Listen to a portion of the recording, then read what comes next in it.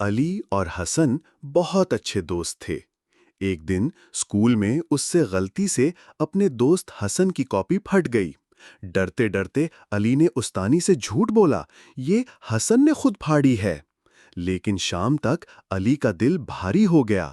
وہ نانا جان کے پاس گیا اور آنسو بہاتے ہوئے کہا، نانا، میں نے جھوٹ بولا تھا، اصل میں کاپی میں نے پھاڑی تھی۔ نانا جان نے مسکراتے ہوئے اس کے سر پر ہاتھ رکھا۔ بیٹا، جھوٹ مثل تاریکی ہے، چھپاتا ضرور ہے مگر ڈر بڑھاتا ہے۔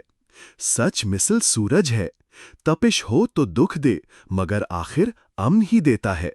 اگلے دن علی نے استانی اور حسن سے سچ اعتراف کیا۔ حیرت کی بات، استانی نے کہا، تمہاری ایمانداری نے تمہاری غلطی معاف کرا دی۔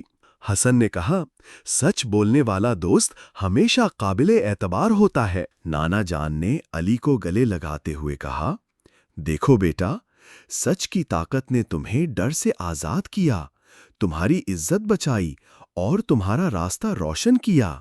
یہی ہے سچائی کی فتح۔ سچ کبھی مشکل ضرور ہوتا ہے مگر ہمیشہ آخری فتح اسی کی ہوتی ہے۔